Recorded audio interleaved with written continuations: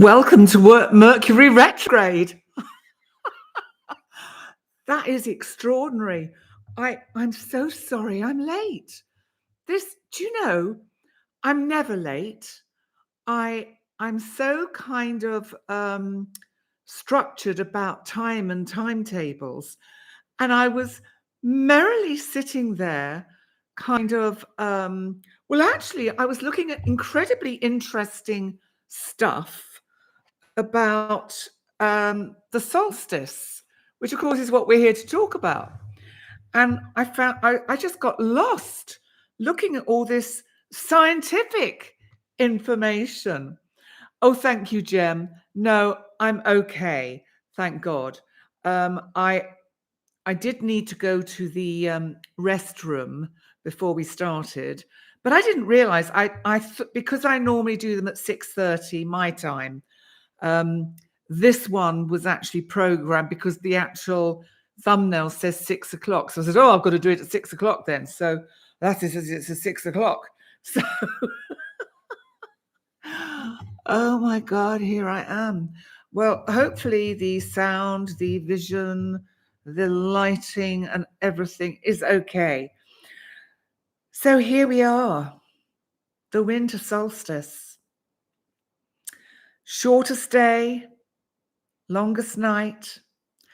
And, you know, whilst I was sitting there, not realizing I was late, I was looking at the, as I say, the scientific energy and looking at also the history of the winter solstice and why we have this. I don't know. I just feel, I don't know about everyone else, but there is some kind of magical energy around solstices, especially I think the solstice, the summer solstice and the winter solstice.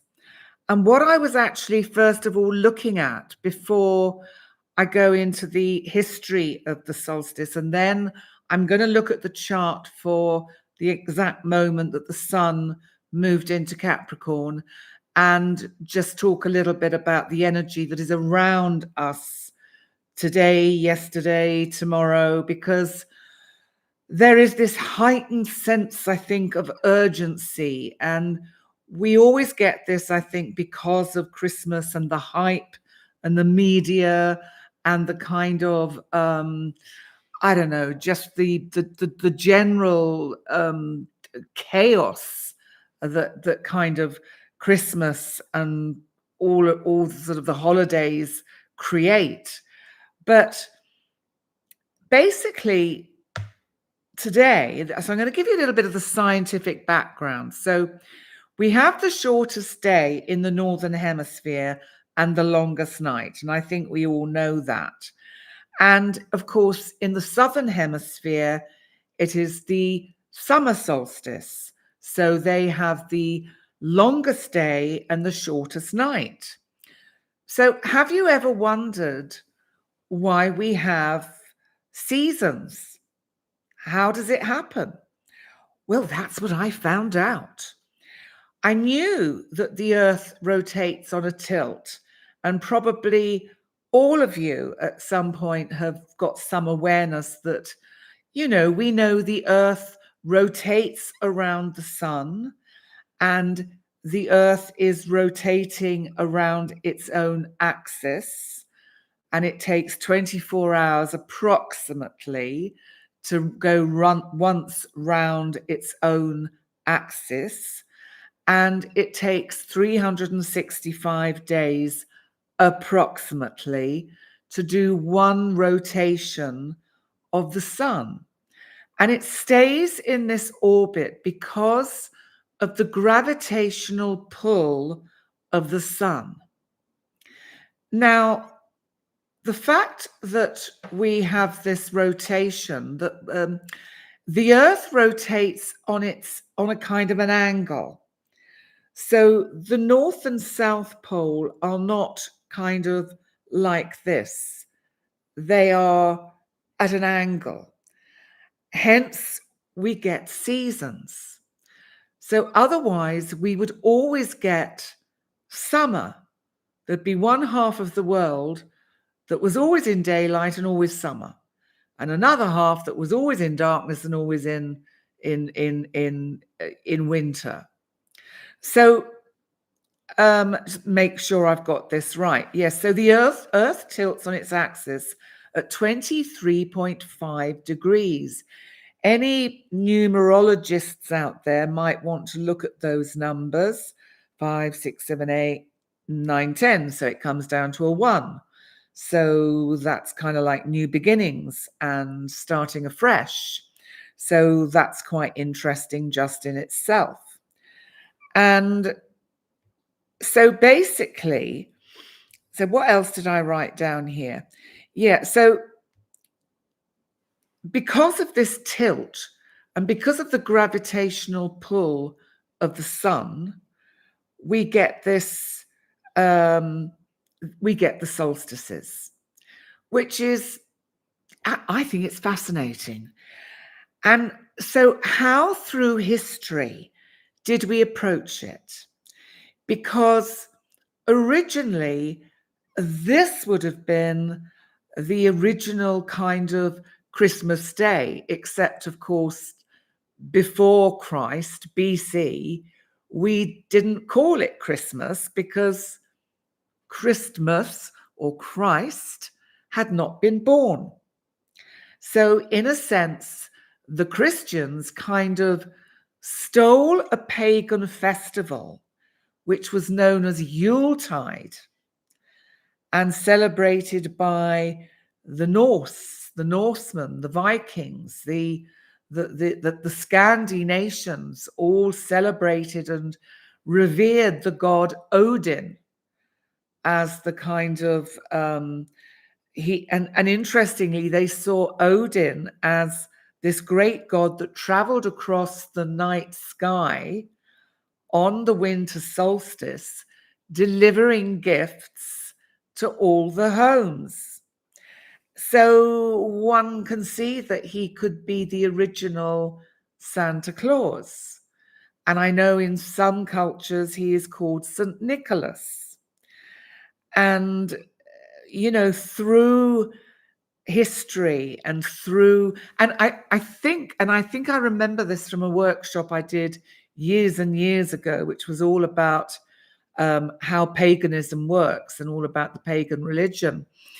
The Christians realized they were kind of on a losing wicket if they didn't adopt or adapt the winter season of Yuletide as their celebration of Christ's birthday. And so they chose the 25th of December. People may argue with me, that's fine. And I believe there is somewhere in the Bible that does actually mention the 25th of December as being the birthday of Christ. However, the Christians, in terms of the Romans, when Rome was really kind of dominating the planet, or certainly the Western world, the Romans realized they needed to use the pagan festival of what they would call probably Saturnalia, Dionysus, because they saw it as a time of great feasting, of celebration, of all sorts of shenanigans. Basically the Romans, any excuse for a party, they were in there. And so, yes, Christine, the Roman Catholics like to change the storyline, but I am not trying to bring up anything of, oh, Christine, you're asking, is the solstice today or yesterday? Okay, in, excuse me, universal time, it was in the early hours of the morning of the 22nd when the sun moved into Capricorn, and that is seen as the official winter solstice. For those of you on the East Coast of America, it happens on the 21st, or happened on the 21st, late in the evening of the 21st. So we have this, we have to remember the world, our planet is round. And so there are different points of time for these events to happen, for the energies. It's almost like we get a kind of a ripple of energy throughout the planet. If you've ever watched something like one of the news channels on New Year's Eve, and you start in the morning, say in Europe, and you're watching Sydney and in Australia celebrating New Year whilst you're having your breakfast on the 31st of December. And then it goes through each of the countries, getting closer and closer to where it's going to be: London, Paris, Rome. And it's before it's New Year, before we move on to the 1st of January. So we have to somehow have this concept of this passage of time and how we are all living on different timelines, although everything is happening simultaneously. So in some ways, it's quite difficult to get our heads around, to stay in the present. So I bring this up because all of the traditions that we took over, say Christmas took over for celebrating Christmas, were taken from the pagan ideas and creativity of mistletoe, holly, feasting, Yuletide, Yule logs.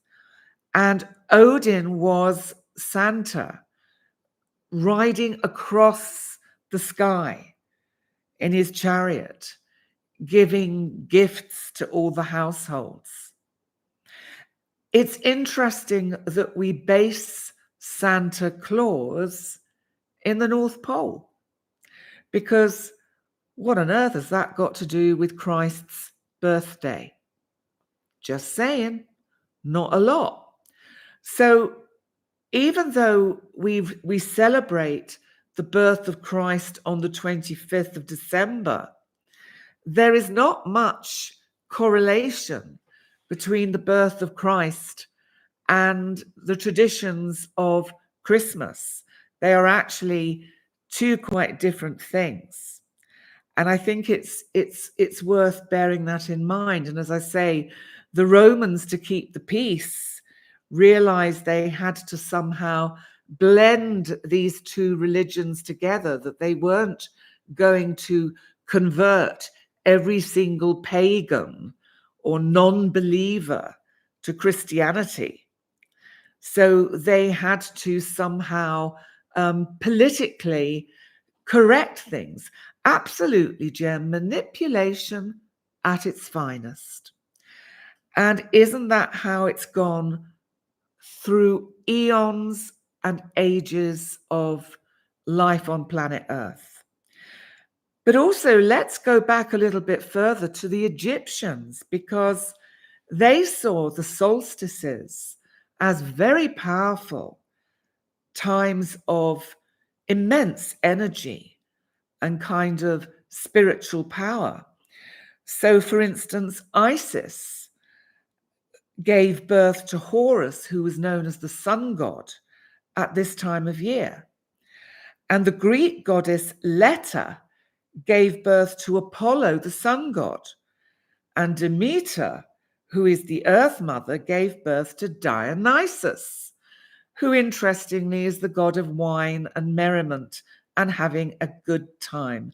So good old kind of Demeter brought things right down to earth with, let's have a bloody good party. And, a lot of us will really need that at the moment. I think the pressures of what's been going on, the pressures of what we get fed in the media, it's always good, I think, to give ourselves a little bit of respite from social media, from the news channels. I know a lot of you out there do avoid the news channels because it is so clear now how we are kind of pointed towards listening to one kind of energy or event that is going on.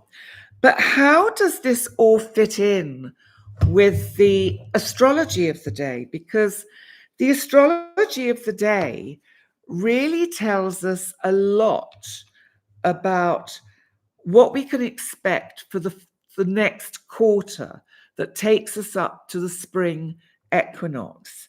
So let me just get the chart up. Not literally above my shoulder like I try to do, because I don't know how to do it like this. But I have the chart here. And I've done it for universal time, which is 0 degrees in London.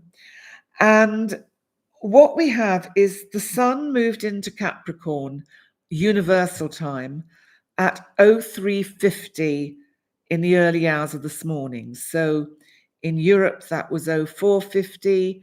And on the east coast of America, it was in your evening of the 21st. So because the Earth has this rotation and tilts on its axis, nothing actually moves like clockwork. So the planets actually don't orbit in a particularly clockwork fashion. Some of our planets, and especially the dwarf planets like Pluto, have extremely random orbits, as if there is another gravitational pull that affects them and makes them kind of wobble on their orbit. Who's this? It's Enid in Australia. 3:33 a.m. Wow. You're not asleep. Well, it's the winter solstice. What can I say? The energy is kind of really enormous. Let's dive into the astrology, because it is actually quite important to look at it. Now, at this time of year, the Earth is much closer to the sun. In December and January, it's very close to the sun. And for the southern hemisphere, it's further away.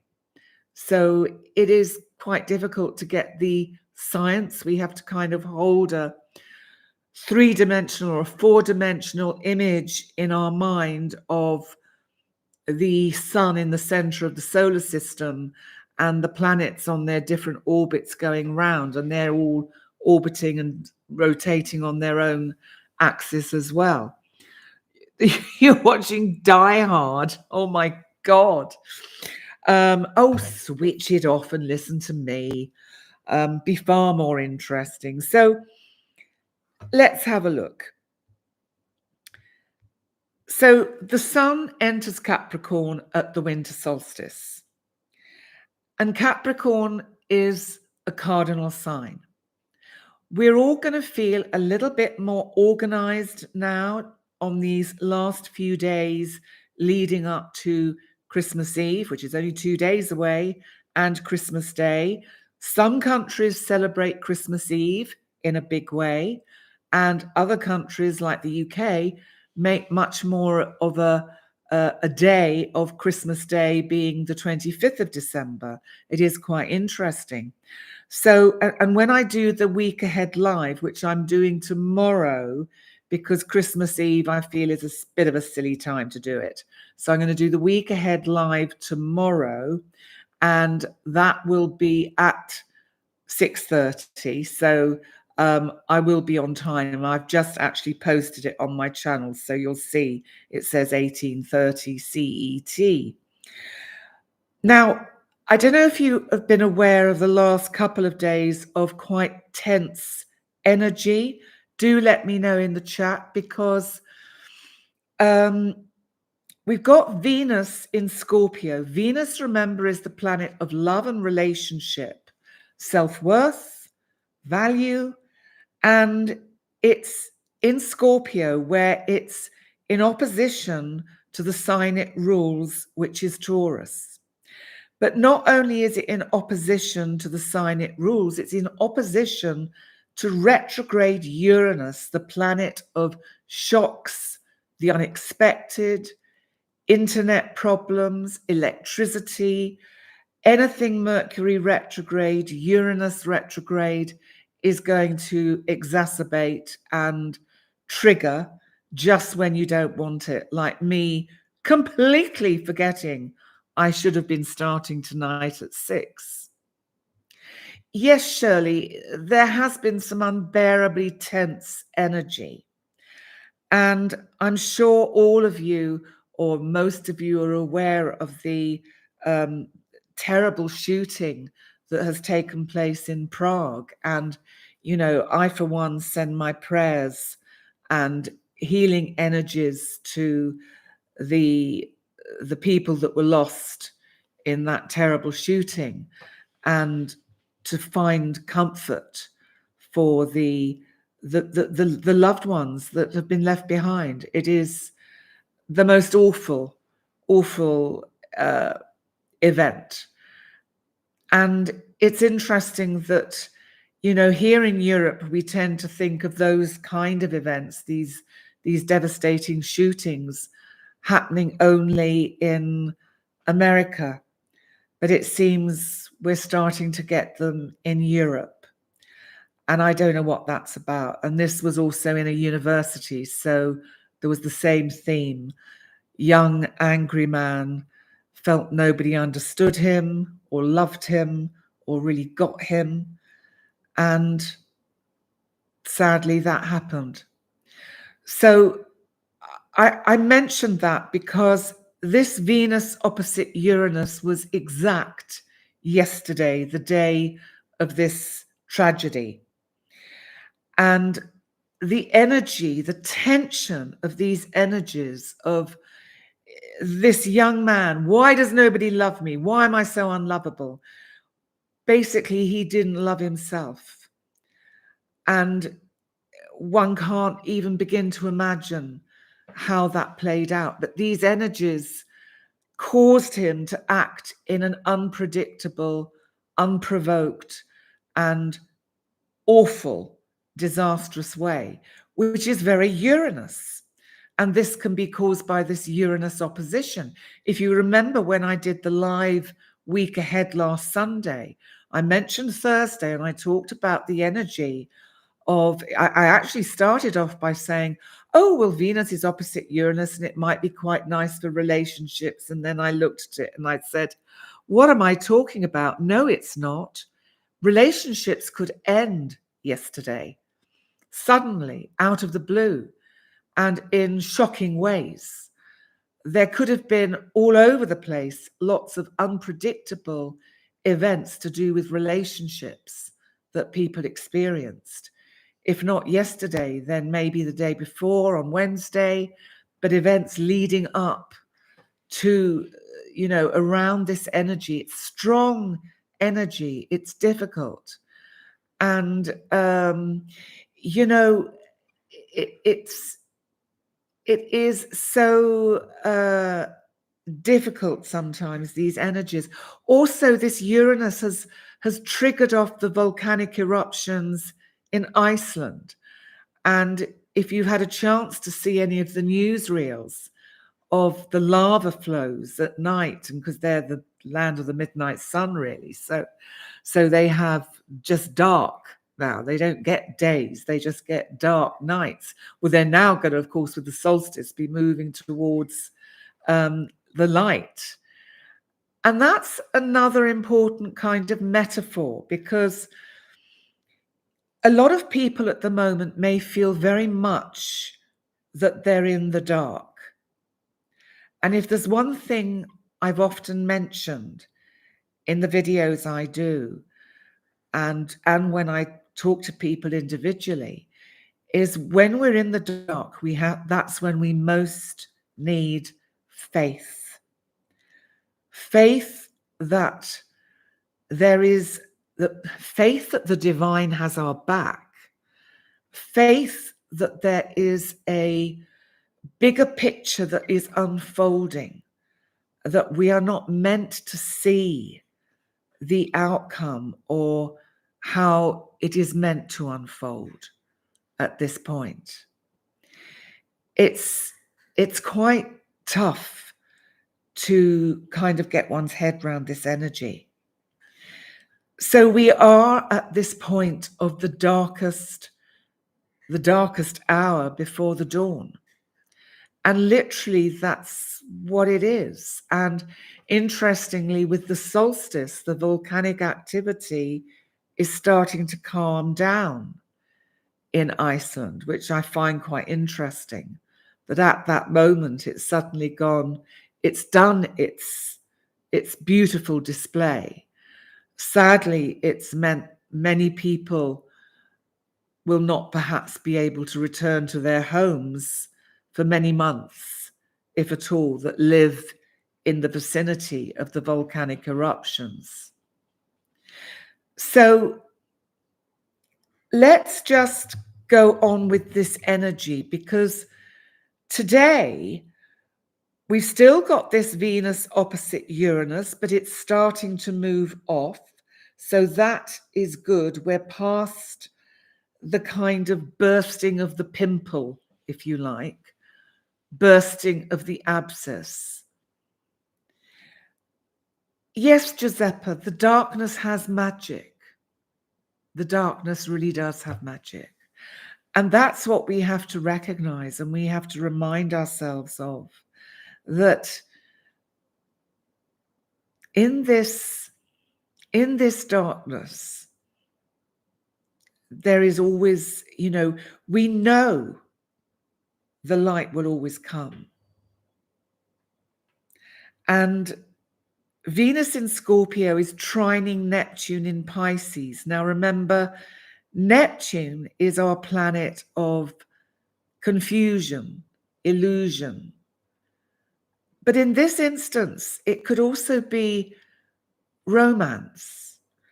So there could be a kind of sense that people are feeling more drawn to each other as Venus moves off her opposition to Uranus, that people are feeling the need to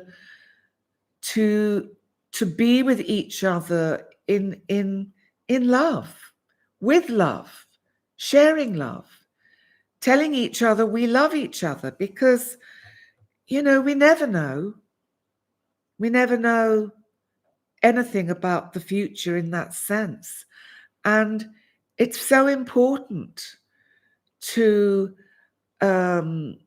really, really tell people we care, tell people we love them. Oh my God, Tiffany, I've just read your message. Whoa. Well, that is a surprise. Tiffany Greer went to the doctor this week thinking she was going through the menopause and found out she's pregnant with a baby girl. And you never thought you would ever have children. Talk about a Uranian surprise. You're a Scorpio rising.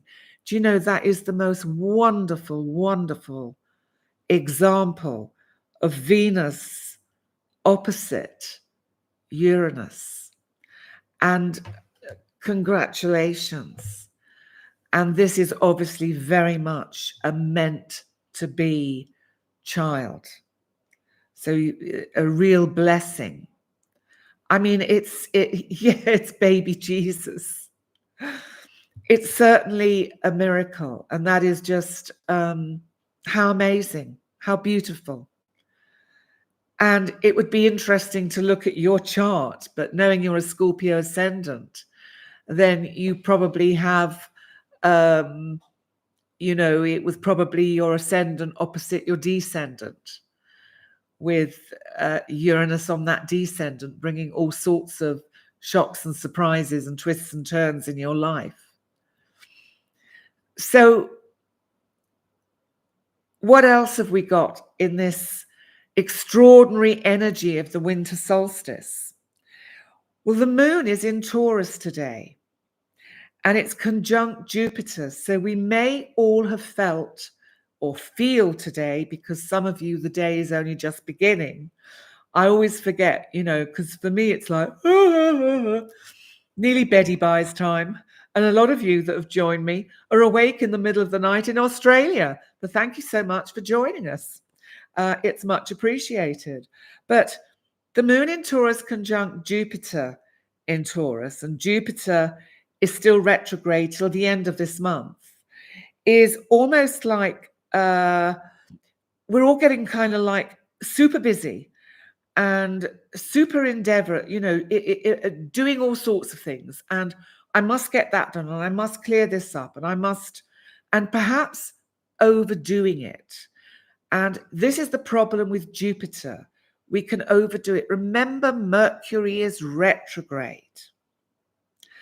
Look at my classic acting out with absolutely no idea of Mercury retrograde at the start of tonight's live. I'm amazed, and I tried not to panic. I saw it had got to 6:10, and I just went on my phone, and I saw it said starting at 6, and I went, oh my God. And I thought, right, don't panic. Go into live chat, see if anyone's there at all, which of course some of you were, and say something. Just go, hi, I'm coming. And I just made sure that I took the time I needed. In other words, did the things I needed to do. I didn't repaint the house or reorganize the house or anything. There were like a couple of things I needed to do before I could sit down and do the video. So, and I took my time because I'm so super aware of my back problem. And I do not want to do anything that puts my back. So what other energy have we got? Well, the sun today is conjunct that retrograde Mercury. How interesting is that? So we have this, don't panic, Mr. Mannering. Absolutely. Gosh, you remember that. Gosh, I thought that was my childhood. The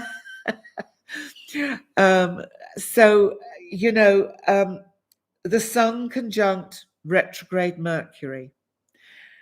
Have any of others of you missed appointments today, or just overlooked something, or forgotten something, or talking to someone and just forgetting what it was you'd actually called them to tell them? Because those are the kind of things that can come up with this kind of energy. Mercury actually is in Capricorn, but it does soon move back into Sagittarius. I think it's this coming week.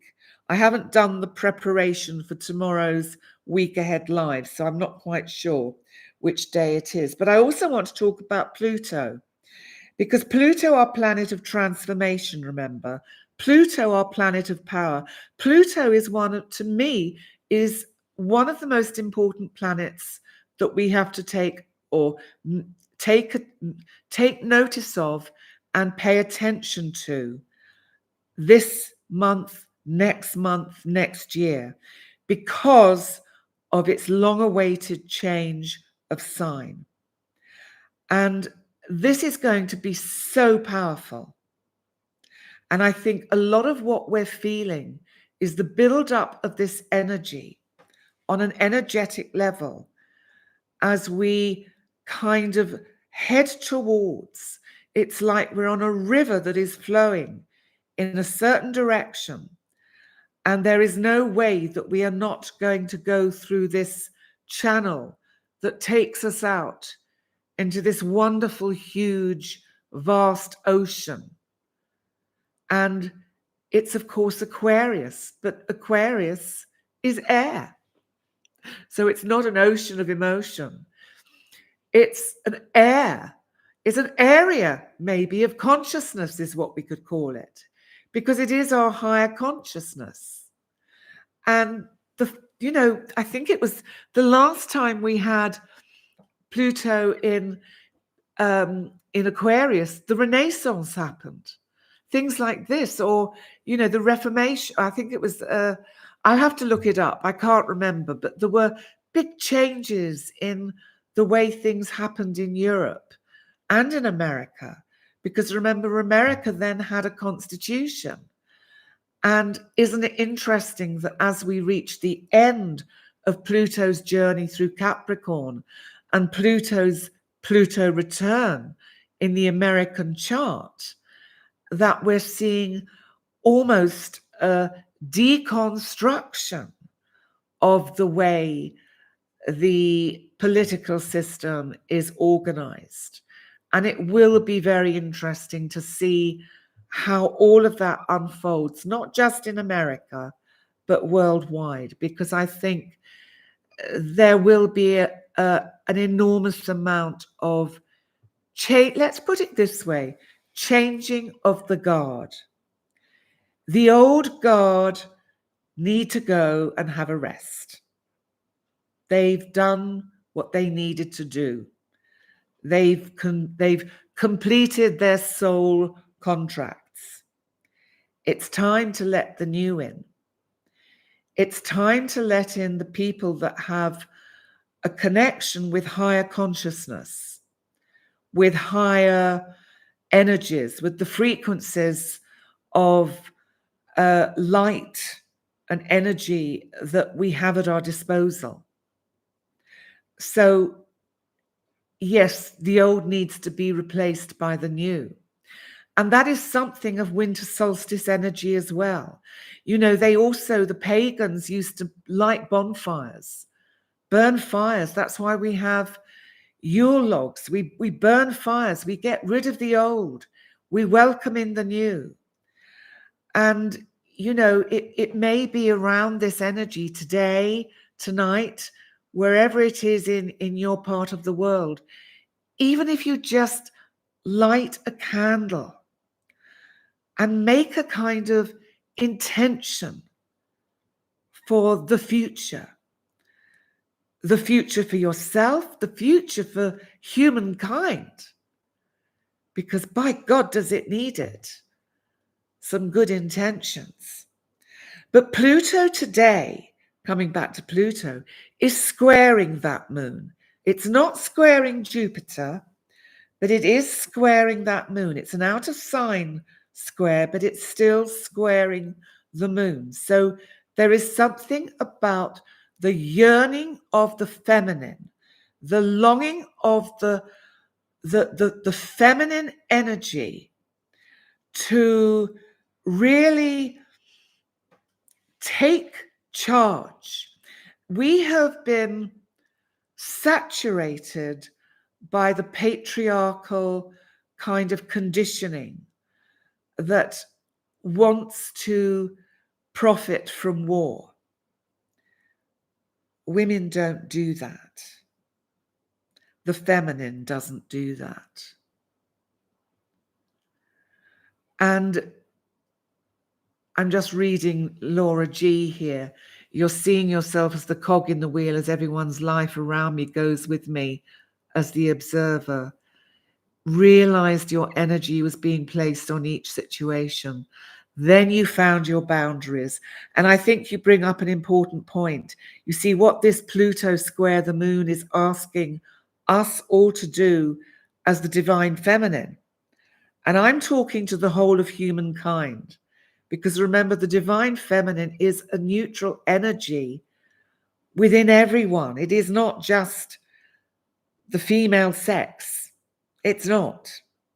It's about the divine feminine energy. We need to use Pluto's energy to define our boundaries. To be, I mentioned the Vikings earlier, and they had, warriors they had these female Viking warriors that were incredibly powerful, kind of matriarchal women, and they had a name in their kind of their underworld of the Valkyries that used to guide souls down to the underworld.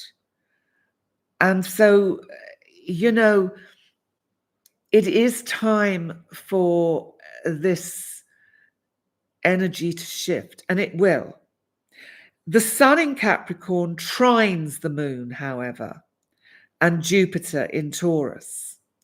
So there's also this lovely sense of, in spite of all this darkness and difficulty and kind of feeling of being in the fog of that Neptunian fog in Pisces, my oceans of emotions, the fog of just disillusion. I think we've all become so disillusioned. The sun in Capricorn trining the moon and Jupiter is like that sun rising on the winter solstice saying, but I am here. We do have the sun. Thank God. But you know, the sun has been showing some pretty angry energy. A lot of solar storms, solar flares. All you have to go on is, I think it's space.com. There's some other energies. NASA have a website where they talk about where you can trace the, you know, because it can put the internet out. It can really affect us energetically. Remember, we have electricity going through our body. So anything that radiates out from the sun will affect us. And, you know, it always amuses me, or not amuses me, amazes me, that we have these things called neutrinos, billions of them bombarding our bodies, our physical bodies. Every second we're here, and they just go through us, and they come from the sun. So there's this energy that radiates into us. Sometimes we need to see the bigger picture of what the sun represents. Why did the ancients worship it? Because somehow, perhaps, even if they didn't have the scientific know-how to know about its power, they had the sense, the intuitive feeling that the sun played an enormously important part in their lives. I mean, it wasn't rocket science in that sense to work that out. So we have to kind of think about these things.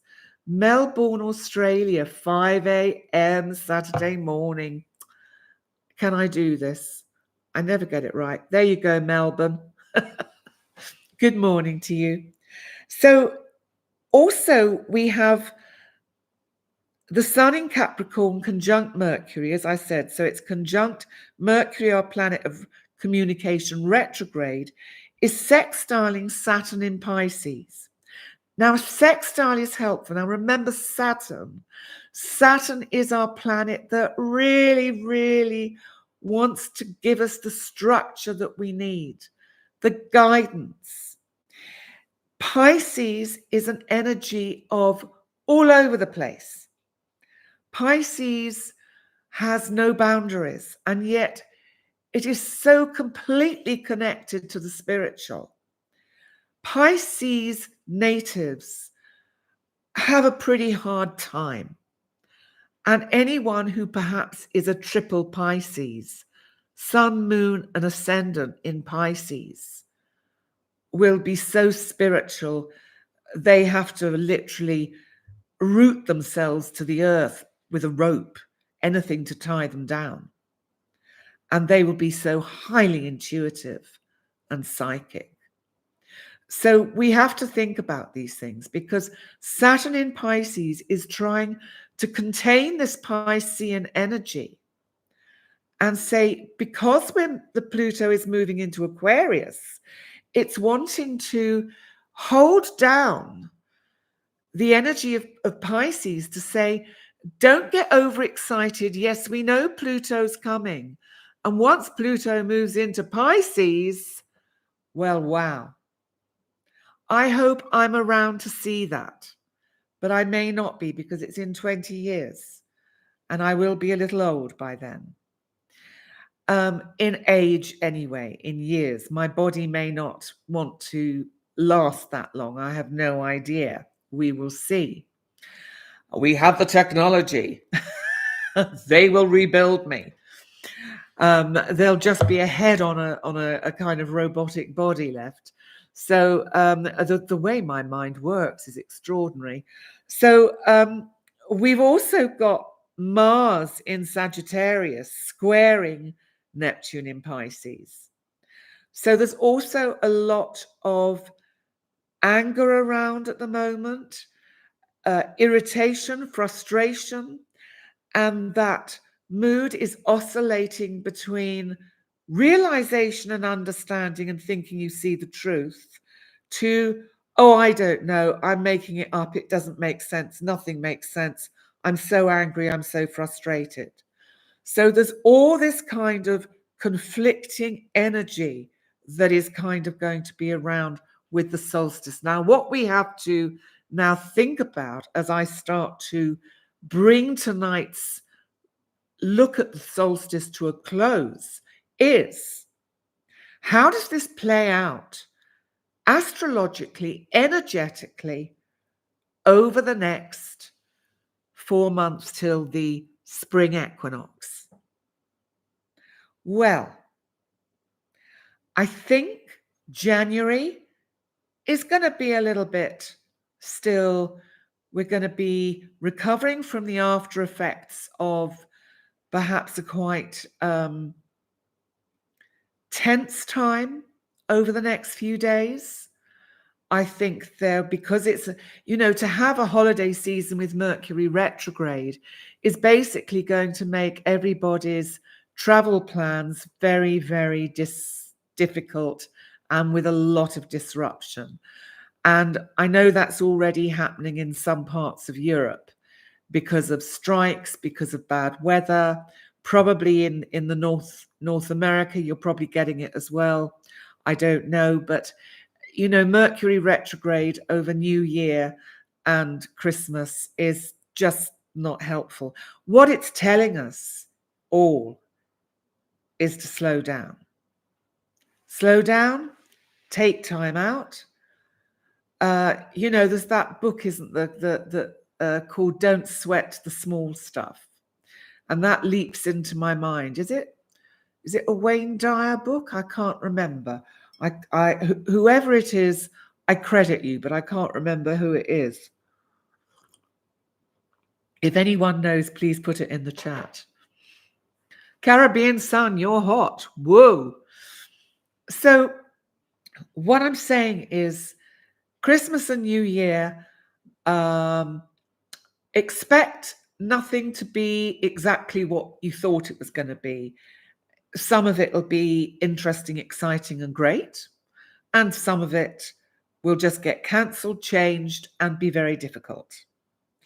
It's just the way of things with Mercury retrograde and some of these difficult energies. The moon actually on the 25th is in Gemini, so it'll be a pretty communicative day. We will be communicating, chatting, talking, overthinking, and all sorts of things. So that energy might be around a bit on Christmas Day. You might need to be mindful and try and make sure that you think before you speak. But I'm going to come to that more tomorrow when I do the week ahead live. So listen, Don't Sweat the Small Stuff by Richard Carlson and Simon and Schuster audio, series of 20 books. Wow, didn't they do well? That is just awesome. And sometimes with these wonderful books that people write, sometimes it's just the title that can help you understand the content. You think, oh yeah, thanks, that reminds me. And, I know there's a book in me waiting to be written, whether it's this year or next year, who knows? But I think it'll be while Pluto's in Aquarius. And that's going to be very interesting. And I have a title for it, but I'm not going to tell you. I'm going to try and contain it and keep it secret. Amazon, don't sweat. Right, good, thank you. Oh no, you're kidding me, Shell Williams. Your family and you have just got COVID. Oh, you poor things. Well, I really wish you well. That is not nice at this time of year. Well, it's not nice at any time of year. I just pray you don't get it badly. I think that next year we have to think a lot about using crystals more in our lives, looking at the meaning of crystals and using them more in a protection kind of capacity. I'm not an expert on crystals. I know a little bit. So, I just throw that in as a thought that has just come to me. I'm sure a lot of you already work with and know a lot about crystals. I found one of my beautiful crystals today that called me to wear it, which is why I'm talking about them, because I just thought, crystals, use your crystals. Yeah. And listen, tomorrow, are there any questions before I go? Because I'm going to go and have a glass of wine. It is Christmas after all, isn't it? Mimi Nee, hi Mimi Nee. Yeah, we need to learn about them. I'm sure there are some wonderful people on YouTube that talk about crystals. I'm not going to bring it in because I'm just going to highlight it like this. I might talk about it every now and then because I know it's better not to be a jack of all trades. It's better to be a master of one. And I'm an astrologer.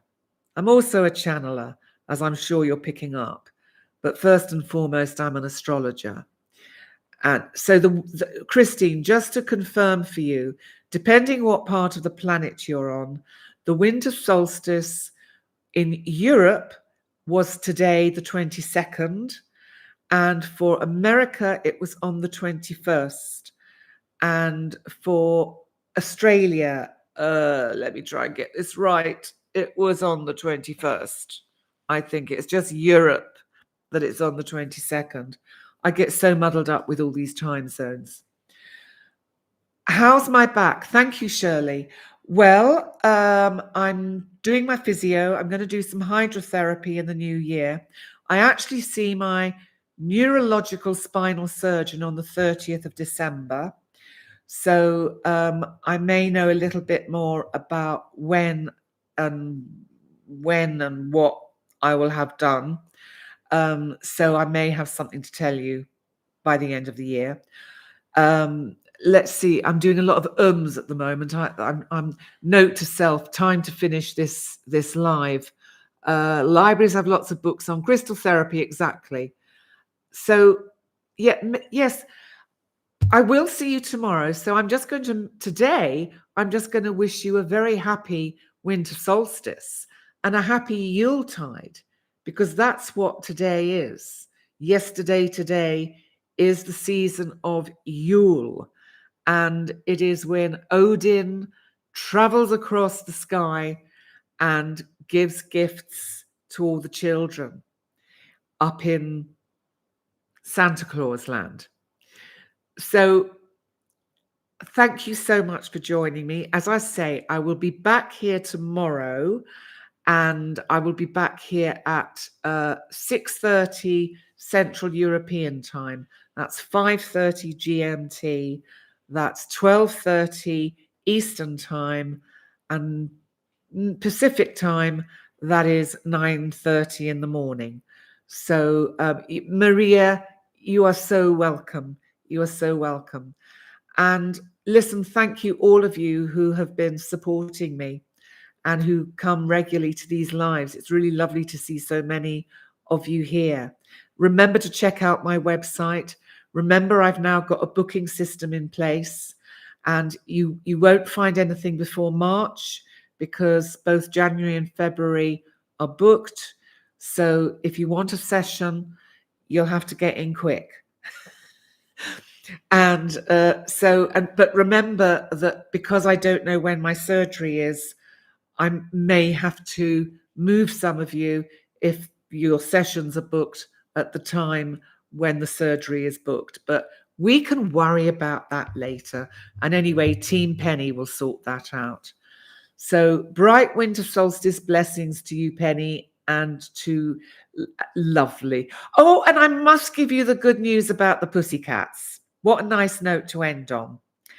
Rudy Red today, well, the last few days he's been a lot more adventurous and come out and is with one cat, with my black cat DB, is tripping her up as she walks past, and then she goes, and chases him, and then he chases her back.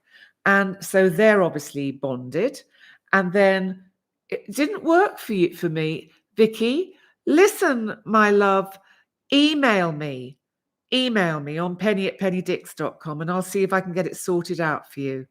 I don't know why it didn't work, but please email me. And listen, it's going to be difficult to get a lot of things sorted over the next couple of weeks because everyone's taking a break because we all need to have a rest and a holiday. So if I don't get back to you with emails straight away, please forgive me because I need to also take care of me. But Rudy Red also today, the pussycat, came out and played with all of my lot, I call them still, the gang, their toys, their scratching posts, their feathers, their birds, their little bits of twig, their little bits of this. And they were all sitting around the room looking in absolute horror, like, what the how dare he? The audacity of Rudy Red.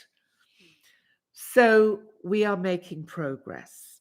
I thought you'd like to have that good news. So on that note, I will be on time tomorrow, 6:30 my time. Have a lovely winter solstice. Celebrate. Light a candle. Celebrate. Make an intention. Have a glass of something. Nice glass of mulled wine if you're in the north.